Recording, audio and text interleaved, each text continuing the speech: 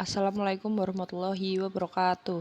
Saya perwakilan dari kelompok 2 akan mempresentasikan materi tentang kaidah pemakaian huruf kapital dan penulisan tanda baca. Kelompok kami beranggotakan yang pertama yaitu saya sendiri Erlanisa Aulia Rahma, yang kedua Yandi Nurmantio, yang ketiga Juliana Ika Putri, yang keempat Wulandari, dan yang terakhir yaitu Deviana Wahyuningsih. Di sini saya akan menjelaskan tentang definisi huruf kapital. Dalam ejaan bahasa Indonesia, huruf kapital merupakan pedoman yang digunakan dalam bahasa Indonesia untuk berkomunikasi baik secara lisan maupun tulisan, dengan memperhatikan ejaan agar bahasa yang digunakan baik dan benar. Berdasarkan Kamus Besar Bahasa Indonesia, huruf kapital adalah huruf yang berukuran besar dan berbentuk khusus atau lebih besar dari huruf biasa. Biasanya digunakan sebagai huruf pertama dari kata pertama. Selanjutnya yaitu pemakaian huruf kapital. Huruf kapital dipakai sebagai huruf pertama awal kalimat. Huruf kapital juga dipakai sebagai huruf pertama unsur nama orang termasuk julukan. Huruf kapital dipakai pada awal kalimat dalam petikan langsung. Huruf kapital dipakai sebagai huruf pertama setiap kata, nama agama, kitab suci, dan Tuhan termasuk sebutan dan kata ganti Tuhan. Pemakaian huruf kapital. Huruf kapital dipakai sebagai huruf pertama, unsur nama gelar, kehormatan, keturunan, keagamaan, atau akademik yang diikuti nama orang, termasuk gelar akademik yang mengikuti nama orang. Selanjutnya, huruf kapital juga dipakai sebagai huruf pertama unsur nama gelar kehormatan, keturunan, keagamaan, profesi, serta nama jabatan dan pangkat sebagai sapaan. Huruf kapital dipakai sebagai huruf pertama unsur nama jabatan dan pangkat yang diikuti nama orang atau yang dipakai sebagai pengganti nama orang tertentu, seperti nama instansi atau nama tempat. Huruf kapital dipakai sebagai huruf pertama nama bangsa, suku, bangsa, dan bahasa. Berikutnya, huruf kapital dipakai sebagai huruf pertama nama Tuhan, bulan, hari besar, atau hari raya. Huruf kapital dipakai sebagai huruf pertama unsur nama pariwisata, sejarah. Huruf kapital dipakai sebagai huruf pertama nama geografi. Huruf kapital dipakai sebagai huruf pertama semua kata termasuk unsur bentuk ulang sempurna dalam nama negara, lembaga, badan, organisasi, atau dokumen kecuali kata tugas seperti di, ke, dari, dan yang, dan untuk. Huruf kapital dipakai sebagai huruf pertama semua kata, termasuk unsur kata ulang sempurna, di dalam judul buku, karangan, artikel, dan makalah, serta makalah dan surat kabar kecuali kata tugas, di, ke, dari, dan yang, dan untuk, yang tidak terletak pada posisi awal. Huruf kapital dipakai sebagai huruf pertama unsur singkatan nama gelar, pangkat, atau sapaan. Huruf kapital dipakai sebagai huruf pertama kata petunjuk hubungan kekerabatan seperti bapak, ibu, kakak, adik, paman, serta kata atau ungkapan lain yang dipakai dalam penyapaan atau pengajuan. Berikut adalah contoh penulisan huruf kapital. Huruf kapital atau huruf besar sebagai awal kalimat yaitu seperti ini. Dia membaca buku. Lalu huruf kapital dipakai sebagai huruf pertama untuk orang termasuk julukan. Amir Hamzah, A-nya besar, H-nya juga kapital. Huruf kapital dipakai awal kalimat dalam petikan langsung, seperti contoh berikut. Dia akan berangkat besok sore, kata ayah. Selanjutnya, saya Deviana Wahyuningsih akan menjelaskan tentang hakikat tanda baca. Salah satu yang sering diabaikan seseorang dalam menulis adalah penggunaan tanda baca. Pengarang pada umumnya kebanyakan lebih suka memperindah kata-kata untuk dirangkai menjadi sebuah kalimat yang menarik. Namun, kata yang indah dan menarik itu belum tentu bisa dikatakan sempurna. Makanya, tidak jarang dapat menimbulkan suatu hal yang kurang baik. Maka, dari uraian di atas dapat disimpulkan bahwa tanda baca merupakan tanda-tanda yang digunakan dalam sebuah tulisan, seperti tanda titik, tanda koma, tanda titik dua, dan lain-lain. Pemakaian tanda baca. Penggunaan tanda baca sangat dituntut dalam sebuah penulisan ejaan, khususnya dalam penulisan karya ilmiah yang harus mengikuti Pedoman Umum Ejaan Bahasa Indonesia atau PUEBI yang akan diuraikan sebagai berikut. Pemakaian tanda baca. Tanda baca yang pertama yaitu tanda titik. Ada kaidah yang mengatur tentang pemakaian tanda titik antara lain. 1. Tanda titik dipakai pada akhir kalimat pernyataan. 2. Tanda titik dipakai di belakang angka atau huruf dalam suatu bagan. 3. Tanda titik dipakai untuk memisahkan angka jam, menit, dan detik yang menunjukkan waktu atau jangka waktu.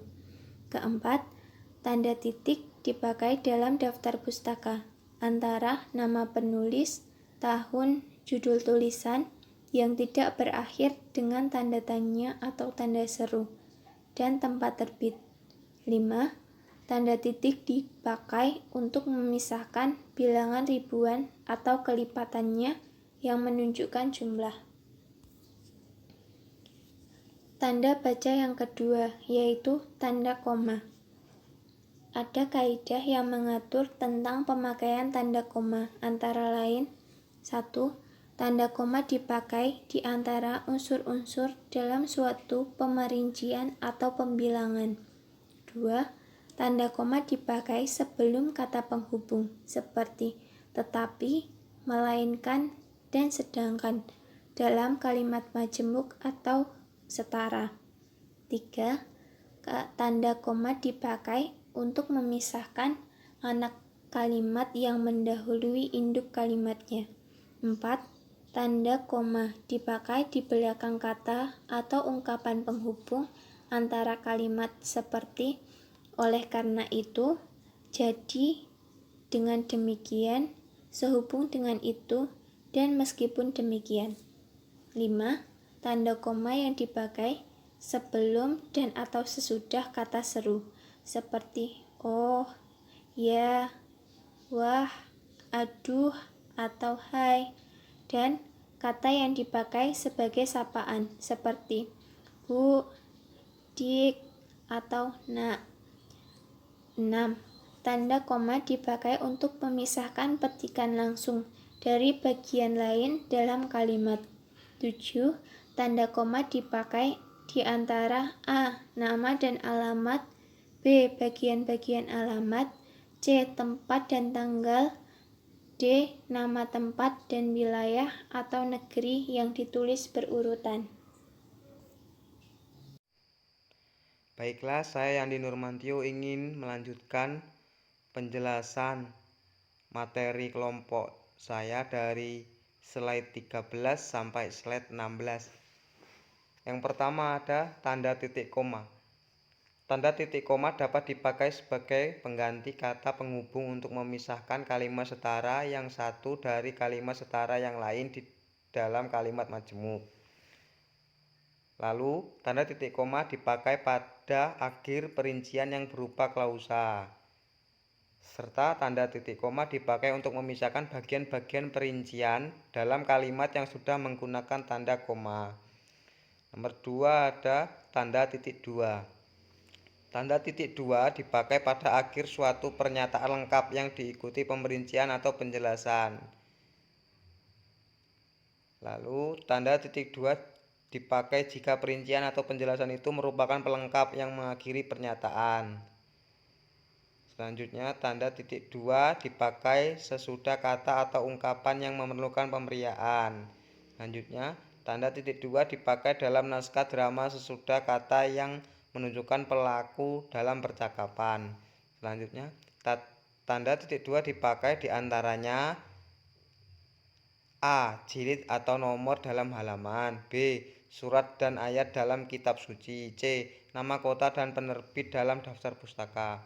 Yang nomor 3 ada tanda hubung.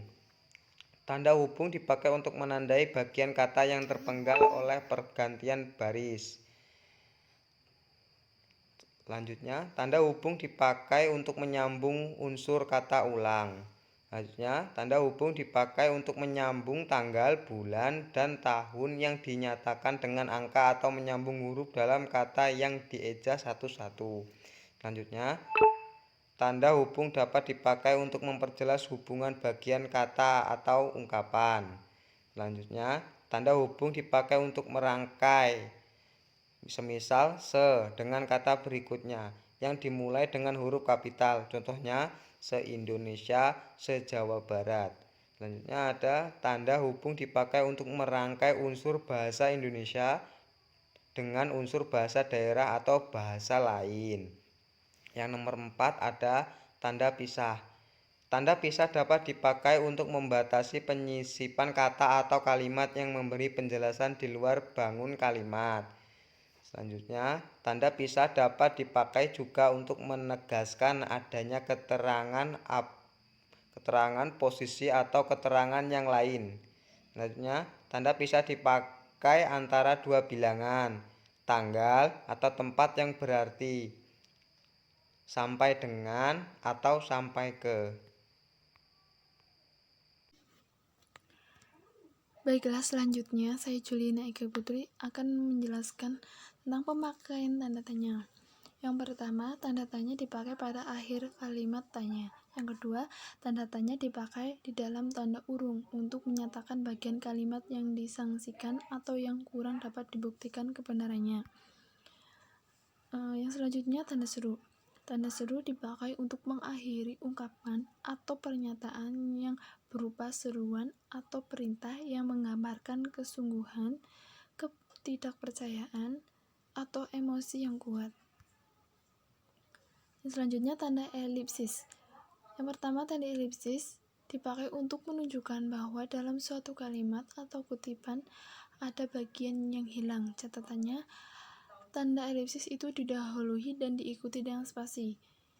Tanda elipsis pada akhir kalimat diikuti oleh tanda titik atau jumlah titik 4 buah.